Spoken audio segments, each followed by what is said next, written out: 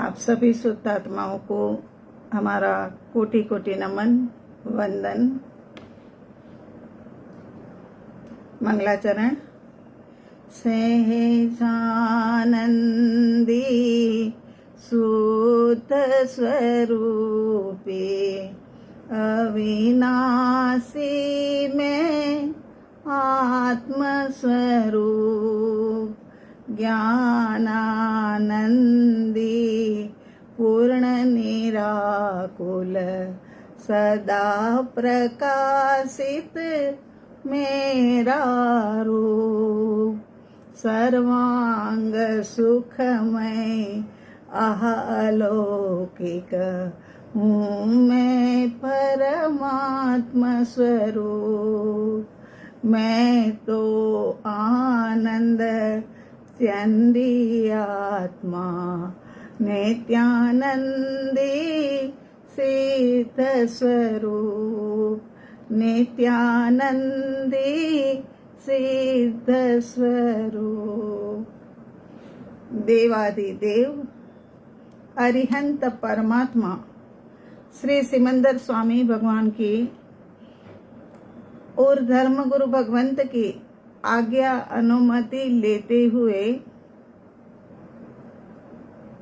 आज का स्वाध्याय कई दिनों से चल रहा है। वही बेन श्री बेन चंपाबेन लिखित स्वानुभूति दर्शन आधारित हो रहा है। हमारा 18 नंबर का कल का प्रश्न 2-3 दिन से चल रहा था, कल पूरा हुआ। फिर भी अभी लग रहा है कि इसके अंदर में तो बहुत बहुत कुछ कहना तो रह गया। अभी तो ये भी बताना जरूरी था, ये भी बताना जरूरी था, क्योंकि एक विषय ही ऐसा है ना जिसके आधार के ऊपर ये पूरा समस्त संसार हमारे सर के ऊपर मंडरा रहा है। द्रव्य और पर्याय। आज दिन तक यही समझा कि द्रव्य पर्याय का एक अलग सा हिस्सा है, मगर अब पता चला ज्ञानी पुरुषों के माध्यम से कि पर्याय जो है वो द्रव्य का ही हिस्सा है। द्रव्य की मलिनता रूप जो परिणमन करती है वो वाली अवस्था को यहाँ पर पर्याय कहा गया, और शुद्ध अवस्था जो है उसको द्रव्य कहा गया।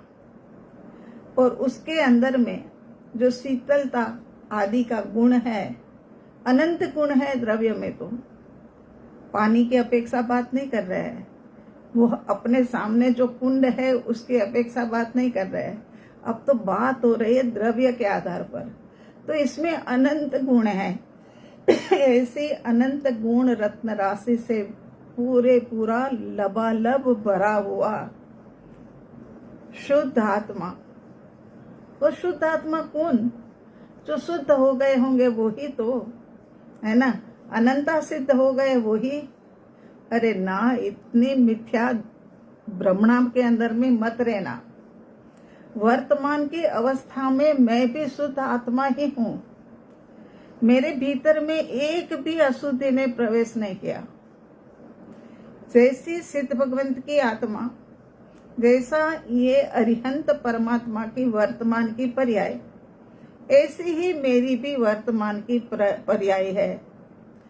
तो फिर गलती कहाँ रह गई कि हमने उनके ऊपर दृष्टि नहीं रखी, और दृष्टि नहीं रखने के कारण से और के अंदर में से काफी कुछ आकर के ये हमारे ऊपर क्या है कि हावी हो गए। ऐसे हावी हो गए कि जो द्रव्य की शुद्ध पर्याय की बात थी वो तो इधर उधर चले गए, और अनंत काल से पर के अंदर में ही ये दृष्टि को विषय बनाया। दृष्टि माने अब तो हमें बराबर पता है, हमारी जागृति है पूरी, कि दृष्टि माने उसके अंदर में अपनापन करना। तो ये यहाँ पर अब हमने तो पर द्रव्य में ही अपनापन किया, ये मेरा वो मेरा, कहीं से कुछ छूट ना जाए, सब कुछ मेरा मेरा मेरा, ये समस्त वैभव जो है ना वो मेरा। अरे ये वैभव के आगे, ये वैभव को तो देख तू एक बार अगर निगाह डालेगा तो अनंत गुण रत्न राशि से भरा हुआ मैं शुद्ध आत्मा हूं। और मैं शुद्ध आत्मा, ऐसी महिमा, यही मेरे को मेरी ओर दृष्टि करने का कारण है कि महिमा आए कि आहा ऐसा मैं आत्मा, आहा मेरे भीतर में निरपेक्ष पर्याय भी पड़ी हुई है। और वो निरपेक्ष पर्याय को द्रव्य के साथ साथ में ही स्थान मिल गया। और वो निरपेक्ष पर्याय जो है वो द्रव्य रूप ही मानी जाने लग गई। अरे ये महिमा आए बिना दृष्टि नहीं होती है, अपनापन नहीं होता है। और जब तक अपनापन नहीं होता है तब तक हमें स्व अनुभव की प्राप्ति नहीं होती है। स्व अनुभव की प्राप्ति चतुर्थ गुणस्थानक में जीव आता है। तीसरे गुणस्थानक तक वो स्व सन्मुख मिथ्या दृष्टि होता है। जब वो चौथे गुणस्थानक में आता है तब भी वो मिथ्यात्व में से ही सम्यक्त्व में प्रवेश करता है। और चौथे गुणस्थानक में आंशिक रूप में जब शुद्धता हो गई है उसका वो अनुभव करता है जीव। ये जब अनुभव में आता है तब पता लगता है कि आहा आहा अलौकिक है ना, हूं मैं परमात्मा स्वरूप। ऐसे आहा वाली बात बस बार बार निकलती रहे। किसने जाना, किसने देखा, तो ये जानने देखने वाला तो मैं शुद्ध द्रव्य ही हूं। और सारा कार्यभार जो है ना वो निरपेक्ष पर्याय ने अपने ऊपर ले लिया है। वो प्रतिनिधित्व करती है, निरपेक्ष पर्याय प्रतिनिधित्व करती है। और द्रव्य का सारा जानने में आने वाला और जानने वाला। तो निरपेक्ष पर्याय क्या काम करती है? द्रव्य को जानना जानना जानना जानना। ऐसा मैं आत्मा, आहा ये निरपेक्ष पर्याय की और बातें बताओ न। हम छोटे थे ना तो हमारी दादी जी बड़ी प्रेमाल और बहुत ही अच्छी, और वो दादी हमें रोज रात को कोई ना कोई स्टोरी सुनाती थी। स्टोरी ना सुनाए ना तब तक हमें नींद ही नहीं आती थी। तो दादी स्टोरी सुनाते सुनाते थक जाए ना तब भी हम यही कहते रहते थे कि दादी और सुनाओ ना, दादी और सुनाओ ने। तो ऐसी बात ये द्रव्य की है कि और सुनाओ ना। द्रव्य, निरपेक्ष पर्याय, सापेक्ष पर्याय, अनंत गुण, अनंत आनंद, सारा सब कुछ ब्रांडेड, अनंत गुण ब्रांडेड अनुभव में आता है। ऐसा मैं शुद्ध आत्मा। आहा, ये आहा जब निकलता है ना तब एक जीभ से नहीं निकलता है, एक एक रोम से निकलता है, रोम रोम से निकलता है, रोम रोम से सब जगह से निकलता है कि आहा मैं शुद्ध आत्मा, मैं सिद्ध भगवंतों जैसा ही, सिद्धों जैसा आत्मा, बल्कि सिद्धों से भी महान, ऐसा मैं आत्मा। मैं अनंत अनंत गुणों से युक्त। अभी मेरे अंदर में जो जो रत्न पड़े हुए हैं ना वो तो मुझे अभी पता भी नहीं है वो ब्रांड कौन कौन सी है, कैसी है। मगर अभी थोड़े से में ये आहा हो रहा है कि निरपेक्ष पर्याय द्रव्य का प्रतिनिधित्व करती है। कल जैसे हमारी बात हुई थी कि नरेंद्र भाई मोदी जो है वो इंडिया का प्रतिनिधित्व करते हैं। कहीं पर भी यहाँ से बाहर जाएंगे, चाहे रसिया हो, चाहे लंदन हो, चाहे अमेरिका हो, चाहे यूएसए हो, कुछ भी हो, लेकिन वो सबके अंदर में ये नरेंद्र भाई मोदी जाएंगे तो ये इंडिया के प्रतिनिधित्व करने वाले हैं, वो कहा जाएगा। इंडिया तो पूरी जाति नहीं है, मगर इंडिया चली गई ऐसे ही मानना, नरेंद्र भाई मोदी गए हैं तो ऐसा ही मानना। तो इसी प्रकार से यहाँ पर भी सारा प्रतिनिधित्व करने वाली जो निरपेक्ष पर्याय है वो पर्याय रूप ही हो गई। तो ऐसे निरपेक्ष पर्याय का तो अनुभव हो जाए हमें, चाहे द्रव्य तो अनुभव करना ही है, इसी भव में करना है। जो निर्णय करोगे ना वो कार्य होगा। निर्णय अपना होता है ना। कभी सोचा था कि इतना बढ़िया मार्ग हमारे हाथ में आ जाएगा? जन्मे थे रोते रोते करते करते, मगर जन्म के बाद में जैसे जैसे जैसे बड़े होते गए वैसे वैसे हमारे हाथ के अंदर में क्या चाबी आ गई, और बस अब तो चाबी हाथ में आ गई, अब तो घुमाने की ही देर है। बस घुमा देंगे तो कार्य हमारा हो जाने वाला है। बस घुमाने की कला एक बस सीख लेनी है हमें, है ना। तो यहाँ पर चतुर्थ गुणस्थानक के अंदर में जीव आया, बहुत ही आनंद का अनुभव, बहुत ही खुशी का अनुभव ये जीव को हुआ। बाहर आया और आने के बाद में वो कहता है, जीव कहता है कि हो चतुर्थ गुणस्थानक, इसमें इतना आनंद, तो फिर अब तो आगे की अनुभूति मिले तो कितना आनंद हुए। ज्ञानी पुरुष उनको कहते हैं धीरे धीरे काम कर, ऐसे नहीं कि बस जल्दी जल्दी सब कुछ प्राप्त हो जाए, ऐसे नहीं। ये प्राप्ति होगी अगर एक बार चतुर्थ गुणस्थानक में आया तो सिद्ध दशा तक की सारी पर्याय खिलेगी।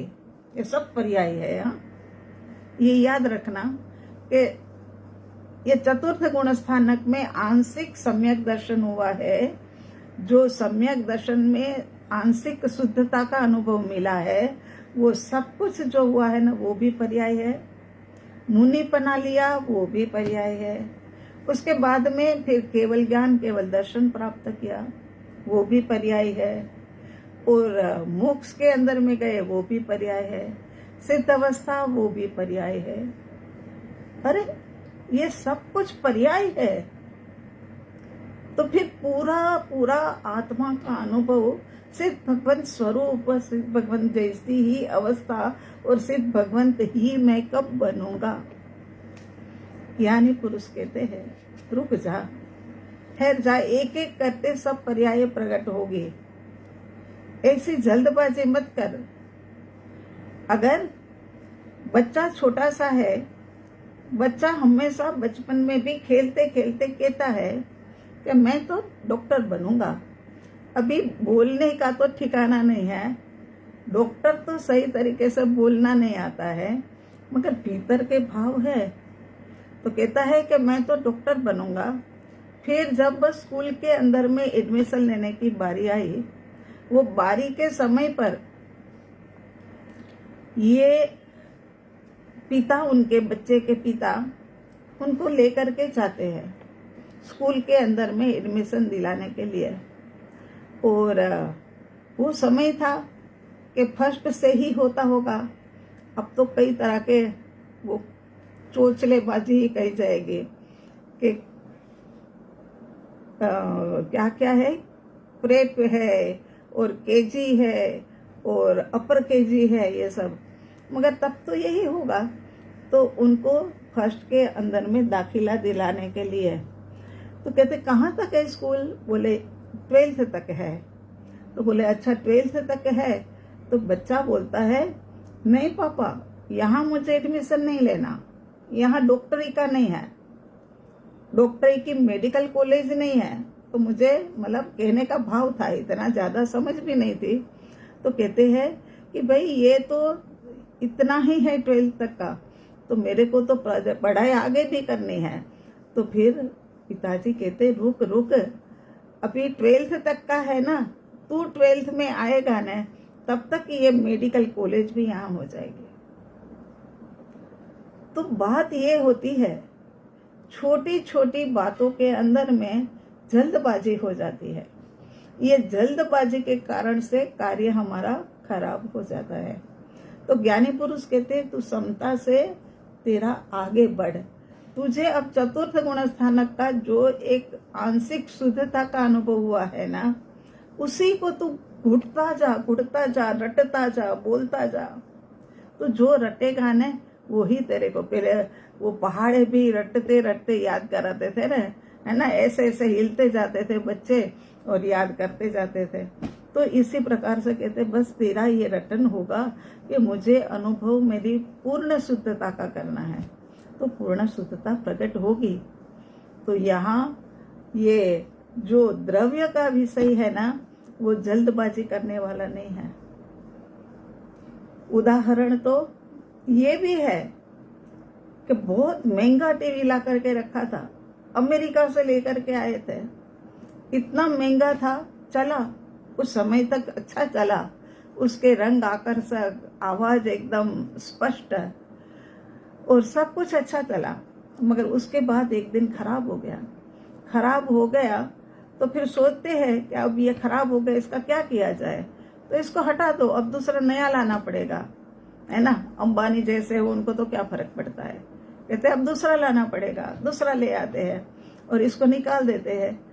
फिर इतने में किसी एक कोई समझदार व्यक्ति होगी, वो समझदार व्यक्ति ने कहा कि नहीं भाई, ऐसे नहीं, ऐसे हटा नहीं देना है, पहले किसी न किसी रिपेयरिंग वाले को, बहुत बढ़िया वाले को, ऐसे नीचे वाले को तो दिखा दिया, मगर बहुत बढ़िया अमेरिका वाले को एक बार बुला लेते हैं। अमेरिका से आई हुई वस्तु है, उनकी जानकारी भी होगी, सब कुछ होगा, तो उनको बुला लेते हैं। बात दिल दिमाग में बैठी और अमेरिका से बुलाया गया एक इंजीनियर को, और उन्होंने आकर के, ये मैकेनिकल ने आकर के फिर क्या है कि उसके अंदर में यहाँ से यहाँ कुछ किया। 2-3 घंटे तक काम करने के बाद में एक जगह से वायर निकल थी, जो सामने वाले के प्लग के अंदर में आनी थी, वो निकल गई थी, वो लगा दी और टीवी चालू हो गया, पहले जैसा ही चालू हो गया। तो बात ये होती है कि गलती जरा सी होती है लेकिन नुकसान बड़ा हो जाता है। अगर समझदार व्यक्ति कोई बीच में आ जाए तो कार्य हमारा ठीक हो जाता है।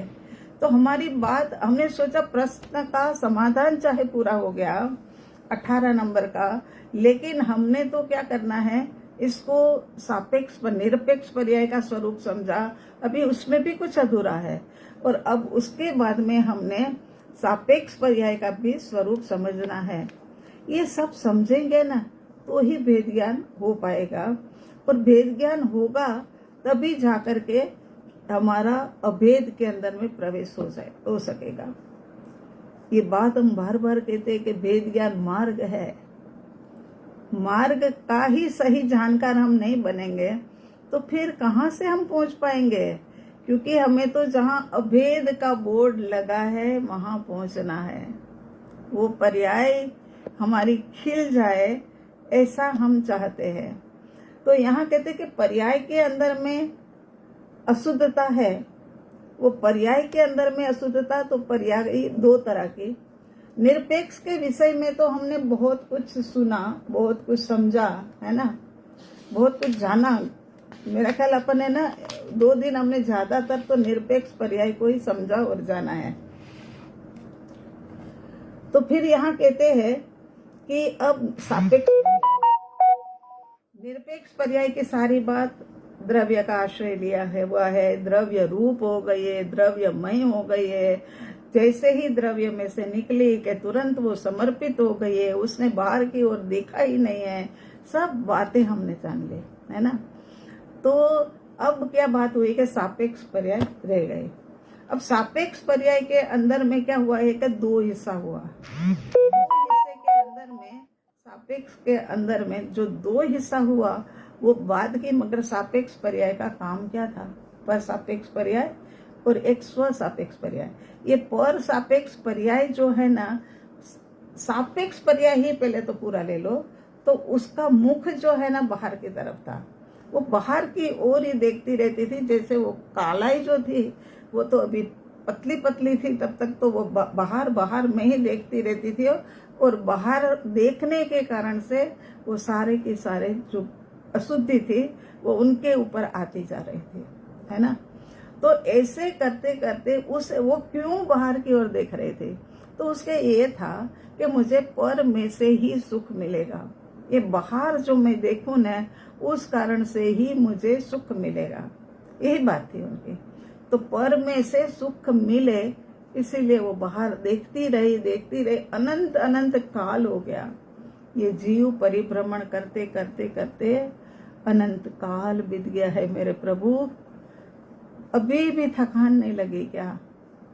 अभी भी पड़े हुए क्या वो राग और द्वेष और झगड़े और फंदे और फसाद और सब, बस क्रोध मान माया लोभ, उन्हीं को सबको पुष्ट करे जा रहे हैं। तो फिर ऐसे करते करते पर सापेक्ष पर्याय तो पर में ही देखती रही, मगर उसमें से एक जो इसका एक दूसरा हिस्सा था ना, उसको ये लगा कि नहीं ये पर में से सुख नहीं मिल सकता है, सुख तो और कहीं मिल सकता है। तो उसने अपना मुख जो है ना, अपना रुख जो है ना, वो अपनी ओर कर दिया, और वो उसने टर्न ले लिया, और वो उसने समझ लिया ये बाहर से सुख नहीं मिलेगा, मुझे सुख तो भीतर से ही मिलेगा। क्योंकि जहां सुख का प्रोडक्शन हो रहा है, आनंद का प्रोडक्शन हो रहा है, वहां से ही तो मिलेगा ना। तो वो अब ये इसका नाम रहा स्व सापेक्ष पर्याय, और पर में गई थी वो पर सापेक्ष पर्याय। मेरा ख्याल यहाँ तक आप लोगों ने जाना समझा है ना। तो ये जो स्व सापेक्ष पर्याय थी, उसने अब इधर की तरफ हो गई, तो द्रव्य ने तो उनका स्वीकार नहीं किया, क्योंकि वो क्या है कि चाहे विशुद्ध हो गई थी, अशुद्ध थी पर पर्याय रूप में, वहां से अंतर्मुखी हुई। तो ये जब ये मुख उसने अंदर की ओर कर लिया, तो ये स्व सापेक्ष हो गए, मगर इसके अंदर में कर्म की अपेक्षा लगी हुई थी। इस कारण से द्रव्य के अंदर में इसका स्वीकार नहीं हुआ, ना निरपेक्ष पर्याय के अंदर। और निरपेक्ष पर्याय के पास तो टाइम ही कहाँ है, वो तो अपने अपने अपने अपने अंदर में द्रव्य को देखने में, द्रव्य की सुंदरता को देखने में ऐसी लगी हुई है ना, कि उनको कहीं टाइम और फुर्सत है ही नहीं। तो ये स्व सापेक्ष पर्याय ने फिर सोचा कि बस अब उनकी सोच अच्छी हो गई, मगर फिर भी थी तो पर्याय वाली सोच। क्या है कि उन्होंने सोचा कि हाँ, मुझे अगर सम्यक दर्शन हो जाए, सम्यक ज्ञान, सम्यक चारित्र हो जाए, तो धीरे धीरे करते करते मैं मेरी सिद्ध अवस्था तक की पर्याय को शुद्ध कर सकूं, ऐसी समझ आई। और ये क्या है कि शुद्ध अवस्था का, मुनि दशा का, केवल ज्ञान का, सिद्धालय तक का, वो सोचते हुए चिंतन करते करते करते अपने अंदर में ठहरने लग गई। हाँ, अपने अंदर में देखने लग गई, और उनको शुद्धता का कुछ कुछ अनुभव हुआ। सम्यक दर्शन तक चाहे पहुंची ना पहुंची, अभी उनको है ना, स्व तो स्वीकारा है, स्व ने तो स्वीकारा ही नहीं है। स्व तो तब स्वीकार है कि जब उसको लगे कि योग्यता इनकी पनप गई है। तो ये स्व सापेक्ष पर्याय धीरे धीरे करते हुए आगे जाकर के अपने अंतिम लक्ष्य को प्राप्त कर सकती है। लेकिन ये जो पर सापेक्ष पर्याय है, वो तो पर ही पर में लगी रहेगी। तो प्रभु ये पर सापेक्ष वाली और स्व सापेक्ष और निरपेक्ष पर्याय सब हमारे ऊपर, अपने ऊपर सब घटित करिए ना, ये सबके अंदर में घटित करिए कि स्व पर्याय, पर पर्याय। अरे मैं तो पर पर्याय में ही पड़ा हूँ, मुझे तो लगता है कि मुझे पर में से ही सुख मिलेगा, मेरा तो ये शरीर ही मुझे सुख देगा। मगर शरीर के अंदर में तो कितने कितने दर्द भरे पड़े हैं, वेदनीय कर्म का कितना जबरदस्त उदय है, कार्मण शरीर इसी कारण से फला फूला हुआ है ना। कार्मण शरीर की बाउंड्री बनाने, आत्मा के सिद्धालय के अंदर में पहुंचने के लिए बाधा रूप है तो वो कार्मण शरीर की ही है। वो ही बाउंड्री बना करके मतलब रह रहा है, और वो बाउंड्री के कारण से आत्मा शुद्ध सिद्ध नहीं हो पा रहा है। तो आत्मा तो शुद्ध ही है, मगर वो सिद्ध अवस्था को प्राप्त नहीं कर पा रहा है, बंधनों में है। बंधन किस कारण से है? पर्याय के कारण से है।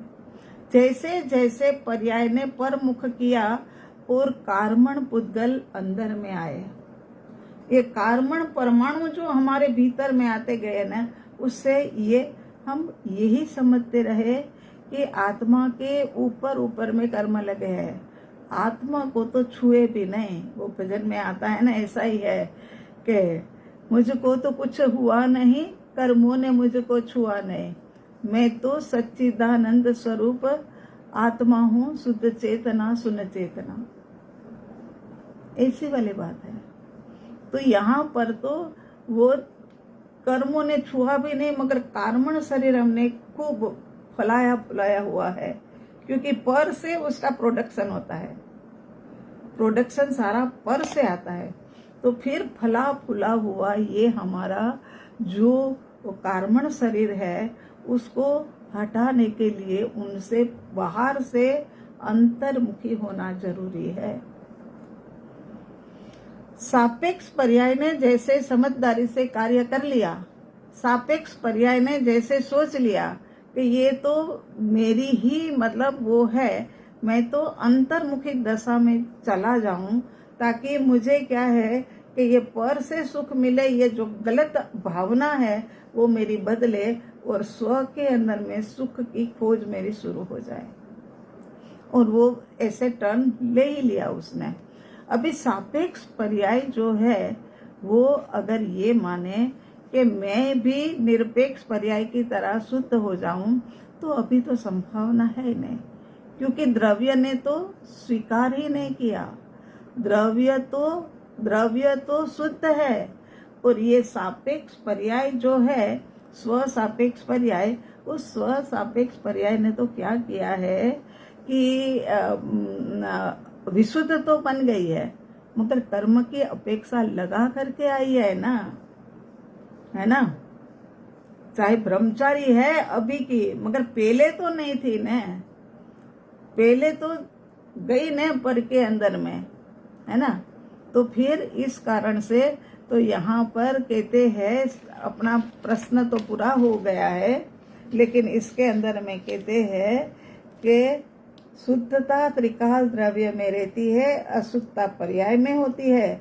तो क्या द्रव्य और पर्याय ऐसे सीमा युक्त दो भाग है। अब हमें बहुत बहुत अच्छे से ये 3 दिन के अंदर में पता लग गया। द्रव्य गुण पर्याय ये आत्मा की ही अवस्था है। आत्मा जब पर में लक्ष्य करता है, द्रव्य जब पर में लक्ष्य करता, तो द्रव्य है तो ताकत तो सारी द्रव्य की ही है ना।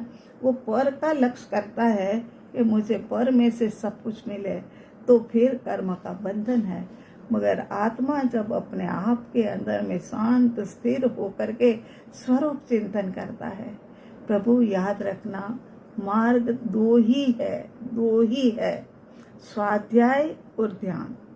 स्वाध्याय और ध्यान के माध्यम से हमें ये प्राप्ति हो सकती है। सिद्धालय के अंदर में हमारे दरवाजे खुल सकते हैं हमारे लिए। तो फिर ये जब दरवाजे खुल सकते हैं, तो हम फिर क्यों इधर उधर में भटक रहे हैं।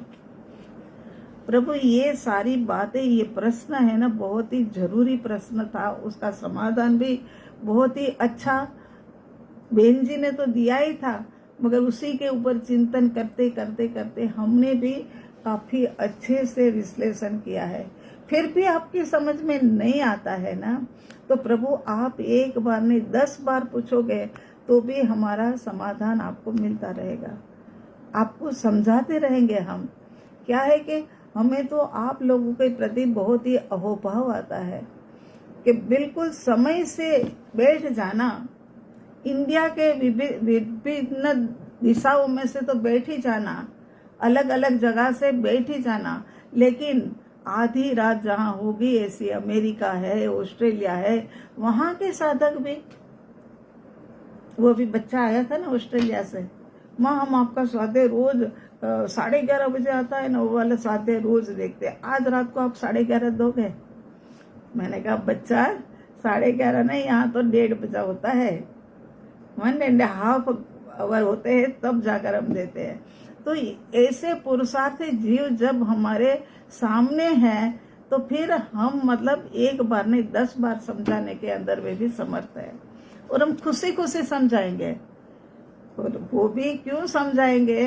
क्योंकि उसमें तो हमारी भी गहराई में जाता रहेगा, हमारे लिए भी स्वाध्याय हो जाएगा।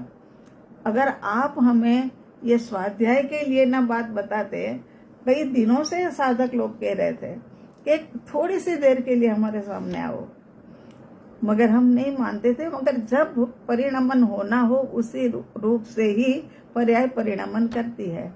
और एकदम से ये हुआ कि हाँ भाई, कुछ साधक नए हो, उनको बिल्कुल बीच में से ही चलाना शुरू कर देंगे तो वो नहीं चल पाएंगे, उनको है ना आगे का मार्ग भी बता देना चाहिए। और ये स्वाध्याय की शुरुआत हो गई। तो आपका पुरुषार्थ जब इतना अच्छा है, तो फिर ये पुरुषार्थ के अंदर में समाधान देने के लिए समाधान देने वाला तैयार बैठा है। और बैठा तो है, मगर वो खुशी खुशी कि अपना भी तो इसके अंदर में न्यारा वारा है। ऐसी ये हमारी दशा। उसके बाद आगे हम देखते हैं, मूल आत्मा को जानना कि मैं अधिक सबसे निराला गायक हूँ। गायक स्वयं ही है, गायक स्वयं ही है। ये जो निराला तत्व है ना, वो आत्मा राम खुद ही है ना। तो ये मनुष्य जन्म मिला, मनुष्य जन्म के अंदर में ये क्या है? सम्यक दर्शन, संयम, सम्यक संयम, और क्या है कि समाधि। ये 3 चीजें, 3 पॉइंट हमारे जरूरी होते हैं। ये 3 पॉइंट हमारे जो जरूरी होते हैं, उसमें सम्यक दर्शन तो नारकीय के जीव भी प्राप्त कर लेते हैं, और नारकीय जीव को भी चौथा गुणस्थानक कहा जाता है। और उसके बाद में देखा जाए तो तिर्यंच दशा के जीवों को भी ये चारित्र की अवस्था आ जाती है, 5वां गुणस्थानक वो आ जाता है। स्वयंभू रमण समुद्र सबसे बड़ा है ना, वो सबसे बड़ा हमने कई बार बताया कि स्वयंभू रमण समुद्र, उसके नीचे रेत के साथ साथ में जो मछलियां है ना, मगरमच्छ है ना, वो है ना श्रावक के 12 व्रतधारी है। उन्होंने सम्यक दर्शन का अनुभव किया हुआ है। और हमारे हिस्से में अब एक ही चीज बाकी रह गए, सम्यक समाधि। ऐसी समता, ऐसी शांति कि दुनिया इधर से उधर होवे तो होवे, मगर मैं तो निरपेक्ष पर्याय की तरह द्रव्य से ही जुड़ा ही रहूंगा। मैं तो कहीं पर भी इधर उधर जाने वाला नहीं हूँ। और मेरा अनुभव तो मुझे तल में जाकर के ही होना है, जबकि मैं यहाँ देख रहा हूँ, इसी कारण से मुझे मेरा अनुभव नहीं हो रहा है। मुझे अनुभव करना है तो मुझे तल के अंदर, मूल के अंदर में जाना पड़ेगा। स्वयं अपने से अपने को भूला है तो ये हाल हुआ है, किसी ने हमारा हाल नहीं किया है। जन्म का दुख, जरा का दुख, रोग का दुख, मृत्यु का दुख, दुख ही दुख के अंदर में। अभी तो नारकीय के दुख, तिर्यंच दशा के दुख की तो बात ही नहीं कर रहे हैं। बस प्रभु अब नहीं सहा जाता है, नहीं सहा जाता है। अब सहन करने की कैपेसिटी भी नहीं है। बस अब जल्द से जल्द ये सोचा जाए कि कैसे ये आवागमन में से मुझे छुटकारा मिले। और छुटकारा प्राप्त करने के लिए केवल एकमात्र मेरा सहारा, माने द्रव्य का सहारा, शुद्ध आत्मा का सहारा ले लिया जाए तो बस मैं सिद्ध, बुद्ध और मुक्त हो सकता हूँ। बस सिद्ध बुद्ध और मुक्त होने की बात के साथ में टाइम तो ऐसे जाता है कि एक शुरू करो, जरा सा बताओ, इतने में तो पूरा। अभी तो सापेक्ष पर्याय तो हमने ज्यादा शुरू भी नहीं किया है। उसका जो स्व सापेक्ष पर्याय की वाली बात जो है वो सुनने वाली है, वो तो अभी हमारी शुरू भी नहीं हुई। उससे पहले ये पूरा हुआ। मगर हम कहते हैं कि बस एक ही बात हमें तो कहनी है कि बस अंदर में मैं ही मैं चले, मैं ही मैं चले, मैं ही मैं चले। बस मैं आत्मा, मैं शुद्ध आत्मा, मुझे उनका अनुभव करना है। ऐसे उनके प्रति का ममत्व ले आओ, इतना ममत्व ले आओ, उनका महात्म्य ले आओ और उनकी महिमा करते रहो। उनके बिना अब ताप लगने लग गया है। चाहे कैसी भी भरी ठंड के अंदर में भी मैं शुद्ध आत्मा की अनुभूति के बिना अब ताप लगने लग गया है। वो ताप से अब छुटकारा प्राप्त करके अपने शांत में स्वरूप के अंदर में आ जाए। यही हमारा सबका एक लक्ष्य है और उसी लक्ष्य को प्राप्त करेंगे, जरूर करेंगे, जरूर करेंगे। बस मैं शुद्ध आत्मा, उसी के साथ में समापन की ओर। ओम अरिहंत, ओम शांति। आप सभी के शुद्ध आत्माओं को हमारा अनंत अनंत कोटि कोटि वंदन नमन करते हैं, स्वीकार करें। ओम संपन्न करते हैं प्रभु। मिलते हैं फिर।